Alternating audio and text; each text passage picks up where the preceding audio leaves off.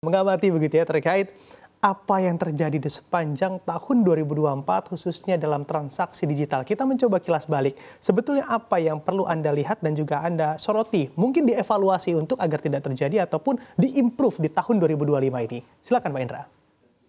Ya, di tahun 2024 kita bisa melihat bahwa transaksi digital itu tumbuhnya cukup signifikan ya, dan seperti juga data dari BI di posisi November begitu, kita melihat bahwa transaksi sistem bayaran berbasis BI Fast misalnya tumbuh sangat signifikan, hampir 70% ya, dengan volume hampir 340 juta transaksi begitu. Dan juga kita melihat transaksi perbankan digital ya yang tumbuh 40% lebih ya, dengan nilai transaksi 2 miliar lebih transaksi ya yang terjadi. Juga QRIS ya, KRIS yang saya rasa semakin populer dengan pertumbuhannya sudah 186% menurut data BI year on year, dengan saya rasa volume transaksinya sekitar hampir 700 juta begitu. Dan ini saya rasa di kami sendiri pertumbuhan yang sama juga terjadi ya, seperti di Alobank.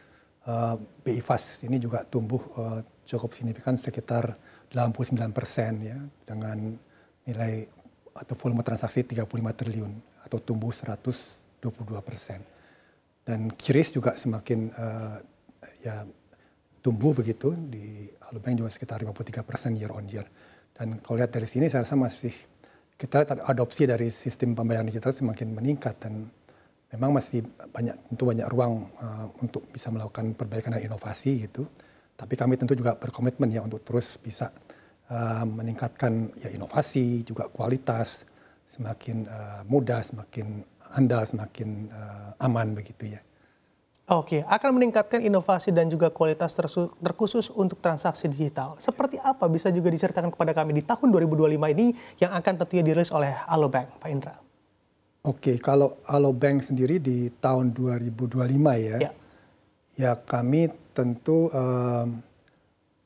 terus ingin meningkatkan pertumbuhan transaksi digital sekitar 35-40%. Dan ini kan juga sejalan dengan riset dari ya Google, Temasek, yang Bain, yang di mana melihat bahwa riset di pasar di Asia Tenggara bahwa Indonesia ekonomi digitalnya di tahun 2025 akan kira-kira bernilai 150 miliar ya US dollar, dan itu saya rasa Alobank sebagai juga pelaku di bidang digital banking ya, transaksi keuangan digital, tentu kami juga ingin berperan strategis ya untuk mencapai target ini. Dan oleh karena itu saya rasa Alobank di tahun ini begitu, kami tentu akan terus melakukan ya di 3 hal ya, inovasi produk terus kami lakukan untuk supaya bisa lebih diterima dan dipercaya oleh customer.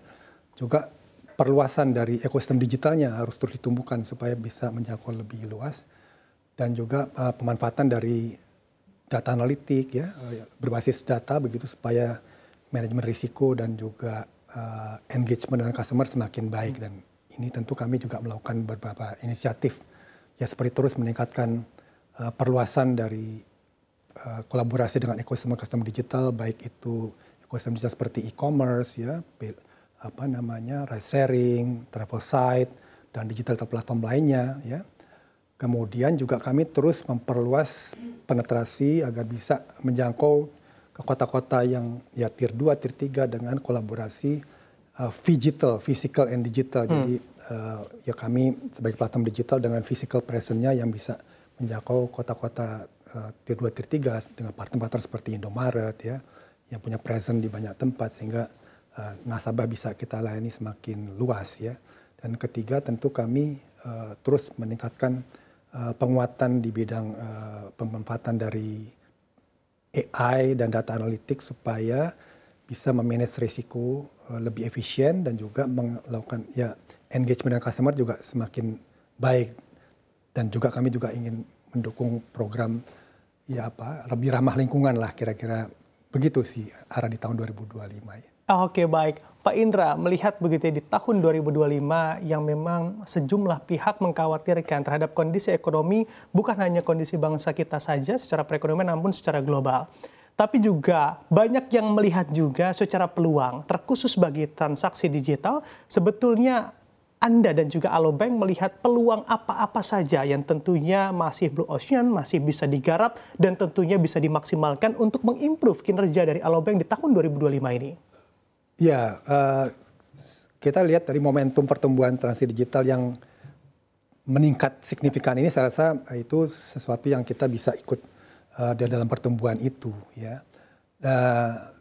Tapi kita juga melihat ada peluang dan tantangan tentu di tahun depan, ya. Kita lihat kan memang ketidakpastian dari ya perekonomian global, ya, akibat kebijakan di Amerika begitu yang membuat tentu dalam hari ini